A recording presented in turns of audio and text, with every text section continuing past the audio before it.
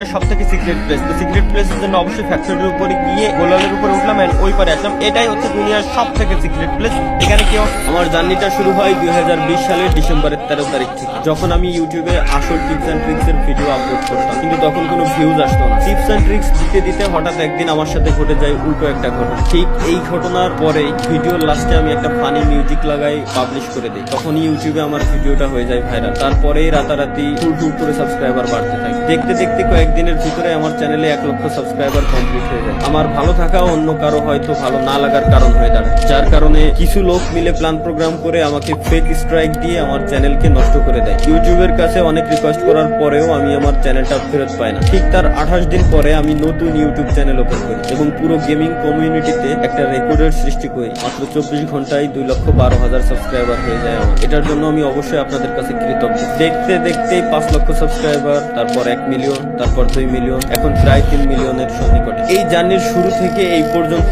অনেকের সাথেই বন্ধুসুলভ সম্পর্ক তৈরি হয়েছে। অনেক এমন ব্যক্তিকে পাইছি যাকে আমার নিজের ভাইয়ের মতো মনে হয়েছে, কিন্তু কারো সঙ্গে আজ পর্যন্ত আমি কোনো মনোমালিন্য করার চেষ্টা করিও না। দীর্ঘ এই 6টা বছর আমাকে জিরো থেকে হিরো হইতে সাহায্য করছে। শুনতে খারাপ লাগলেও এটাই সত্য। এক সময় পকেটে আমার 20 টাকাও ছিল না, এবং এমন একটা সময় আসছিল যখন আমি 20 লক্ষ টাকাও প্রত্যেক মাসে ইনকাম করি। তো গাইস, এই হচ্ছে আমার 2020 সাল থেকে 2025 সালের ডিসেম্বর পর্যন্ত ফ্রি ফায়ারের জার্নি। ফ্রি ফায়ার শুধুমাত্র আমাকে একটা গেম আইডি দেয় নাই, আমাকে দিয়েছে একটা পরিচিতি। আমিও ফ্রি ফায়ারকে দিয়েছি একটা পরিচিতি। আমি ফ্রি ফায়ারকে সময় দিয়েছি, ফ্রি ফায়ার সেটার অবশ্যই আমাকে একটা মূল্য দিয়েছে। বাট আমি স্বেচ্ছায় সজ্ঞানে একটা কথা বলতে চাই আপনাদেরকে, যদিও বা এটা বলতে আমার নিজের কাছেই অনেক কষ্ট হচ্ছে। আজকে থেকে এই চ্যানেলে আমি আর কোনো ফ্রি ফায়ারের ভিডিও আপলোড করব না। আজকে থেকে আমি ফ্রি ফায়ারকে বিদায় জানাচ্ছি। আর কোনো ফ্রি ফায়ারের ভিডিও আপাতত আমার থেকে পাবেন না। এটার 2টা কারণ আছে। আমি 2টা কারণে এটা করতেছি। নাম্বার 1, যেটা সবাই জানেন বাট তুলে ধরার মতো কেউ নেই এখন ফ্রি ফায়ার গেমিং কমিউনিটি।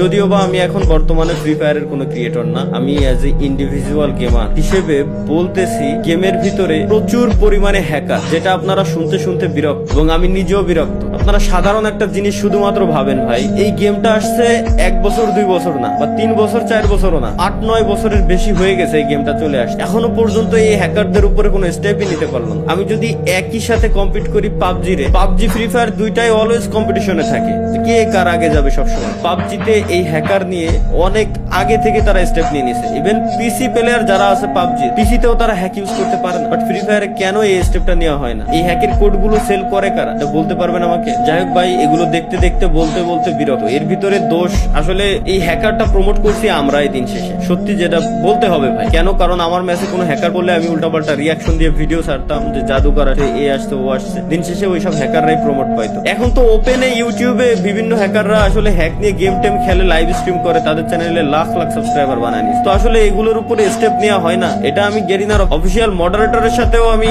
এই ব্যাপারে কথাবার্তা বলছিলাম, এবং তাদেরকে আমি পার্সোনালি ওইসব হ্যাকারের চ্যানেলের লিঙ্ক পর্যন্ত দিয়ে আসছি, পেজের লিঙ্ক পর্যন্ত দিয়ে আসছি। যখন আমি ছিলাম পার্টনারশিপে, তখন তাদের উপরে তারা স্টেপ নিয়েছে, কয়েকজনের উপরে স্টেপ নেওয়া হয় নাই। মাঝে মাঝে গেরিনা অফিসিয়াল পেজ থেকে পোস্ট করে যে আজকে 6 লাখ হ্যাকারের আইডি ব্যান হয়েছে, কালকে 5 লাখ হ্যাকারের আইডি ব্যান হয়েছে। বাট কই ভাই, এখনো পর্যন্ত পার্মানেন্ট কোনো সলিউশন তো দেখলাম না। আইডি ব্যান তো পার্মানেন্ট ডিরেক্ট কোনো সলিউশন না। গেম খেলা অবস্থায়, গেমে থাকা অবস্থায় আপনি ডিরেক্ট ব্যানের কোনো স্টেপ কেন নেন না? আপনারা কেন করতে পারেন না? এত বছর হয়ে গেল এই গেমটারে কি কাস্টমাইজ করতে পারেন না? গেমে কি শুধুমাত্র নতুন নতুন স্কিন, গান স্কিন, এটাই কি? এভাবে কি গেম চলবে? কোনোদিনও চলবে না। তো যাই হোক, পয়েন্ট নাম্বার 2, যেটা হচ্ছে মোস্ট ইম্পর্টেন্ট, সেটা হচ্ছে আমি আমার নেক্সট জেনারেশনের কথা চিন্তা করি। অলরেডি জেনজির পর আরো একটা জেনারেশন চলে আসছে অলরেডি। আপনি মানেন আর না মানেন, জানেন আর না জানেন, অলরেডি নতুন আরো একটা জেনারেশন আছে, যে জেনারেশন বর্তমানে ফ্রি ফায়ার প্রচুর পরিমাণে খেলতেছে। খেলুক, এতে আমার কোনো দুঃখ নাই, কোনো কষ্ট নাই। বাট একটা জিনিস আপনারা শুধু একটু ভাবেন, পয়েন্টগুলো জাস্ট নোটিস করেন।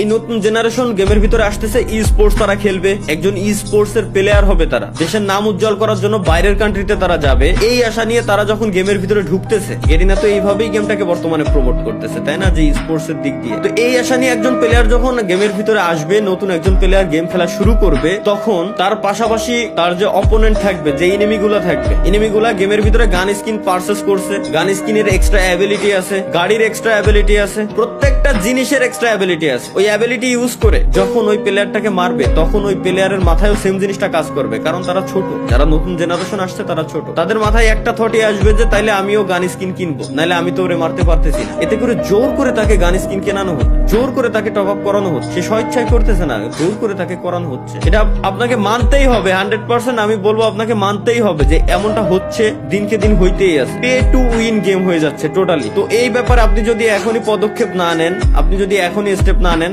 আপনার ভবিষ্যৎ প্রজন্ম টোটালি শেষ, টোটালি ধ্বংস হয়ে যাবে। এবং আমি আরো একটা কথা বলে দিই, আমি জানি আমার এই কথাগুলো বলার পর, এই ভিডিওটা পাবলিশ করার পর গেরিনা হয়তো অন্য কোনো ক্রিয়েটর বা আদার্স যত ক্রিয়েটর আছে তাদেরকে সবাইকে এক জায়গায় করে কোনো ইভেন্টের আয়োজন করে আবার হাইপ ক্রিয়েট করে দিবে। আমার এই কথাগুলো তারা মাথা থেকে জেনে ফেলবে টোটালি। বাট আমি আপনারা যারা অডিয়েন্স আছেন, আমি আপনাদেরকে বলবো যে এই ব্যাপারে আপনাদের স্টেপ নেওয়া উচিত। যারা সিনিয়র আছেন তাদের এই ব্যাপারে স্টেপ নেওয়া উচিত, না হলে ভবিষ্যৎ প্রজন্ম টোটালি ধ্বংসের মুখে চলে যাচ্ছে এবং ধ্বংস হয়ে যাবে। জোর করে একজনকে দিয়ে টপ আপ করানো হচ্ছে, সে টপ আপ করতেছে, তারপরেই না সে গেমে জিততে পারতেছে। বুঝতে পারতেছেন? এখনো বুঝেন নাই? আমি আরো একটু ক্লিয়ার করে দিই। একটা ই স্পোর্টস এর প্লেয়ার হওয়ার জন্য মিনিমাম তাকে 3 থেকে 4 মাস মিনিমাম তাকে গেম খেলতে হবে। কিছু না হইলেও 3 থেকে 4 মাস তো খেলাই লাগবে তার গেম। তো 3 থেকে 4 মাস সে যখন র্যাঙ্ক ম্যাচ খেলবে, তাকে যখন সার্ভাইভ করতে হবে, মাস্ট বি র্যাঙ্কের ভিতরে তার যাওয়ার জন্য গান স্কিন নেওয়াই লাগবে, গানের এক্সট্রা অ্যাবিলিটি তার নেওয়াই লাগবে, মাস্ট নেওয়াই লাগবে। এছাড়া সে গেমে কোনোদিনও উইন হয়ে আসতে পারবে না। তারপরেই তাকে ই স্পোর্টস এর উপরে যাইতে হবে, স্পোর্টস এর উপরে ফোকাস দিতে হবে। আমি মানলাম টুর্নামেন্ট খেলার জন্য কোনো গান স্কিন লাগে না, টুর্নামেন্টে গান স্কিনের কোনো অ্যাবিলিটি নেই, এটা আমি মানতেছি। কিন্তু ওই পর্যন্ত যাওয়ার জন্য একটা প্লেয়ারের যে 3 থেকে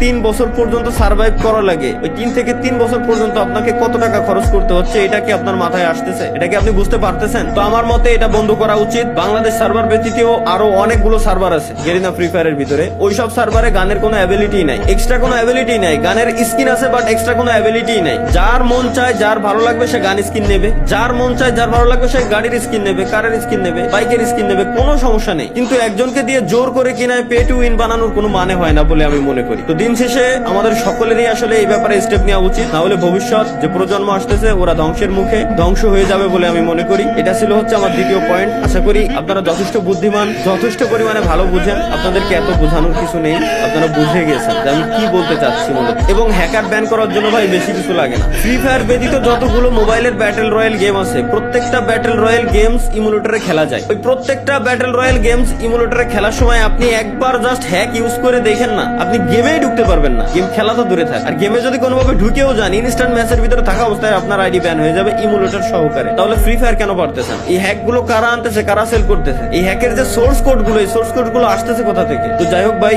যদি কোনোদিনও এগুলো ঠিক হয় তাহলে আমি হয়তো ব্যাক করতেও পারি। তাছাড়া আমি আর ফ্রি ফায়ারে থাকতেছি না, এটাই হচ্ছে আমার অফিসিয়াল স্টেটমেন্ট। আজ থেকে ফ্রি ফায়ারে কোনো ভিডিও আমার এই চ্যানেলে আপনারা দেখতে পারবেন না। এবং হ্যাঁ, কন্টিনিউয়াসলি হয়তো লাইভ স্ট্রিমে আসবো প্রত্যেক শুক্রবারে, যেভাবে আসতাম আপনাদের সাথে আড্ডা দিতাম, মজা করতাম, ওটা চলবে। আমি আমার ভাই ভিডিওর জন্য, এই gaming with Talha is back চ্যানেলের ভিডিওর জন্য, আপনাদেরকে বিনোদন দেওয়ার জন্য যতটুকু মন চাই ততটুকু নিচে আমি নামতে রাজি আছি। এর মানে এই না যে আমি বলদ, যতটুকু জানতাম যতটুকু বললাম। আমি চাই প্রত্যেকেই আপনারা এই ব্যাপারে স্টেপ নেন, যদি বাঁচাইতে চান গেমটাকে, যদি বাঁচাইতে চান ভবিষ্যৎ প্রজন্মটাকে। আর যদি বাঁচাইতে না চান 48 ঘন্টা পর ভুলে যায় আমার কথা, কোনো সমস্যা নেই। ধন্যবাদ সকলকে, আল্লাহ হাফেজ, বিদায় ফ্রি ফায়ার। আরে আমার আসমানেতে ফেলাই দিয়েছে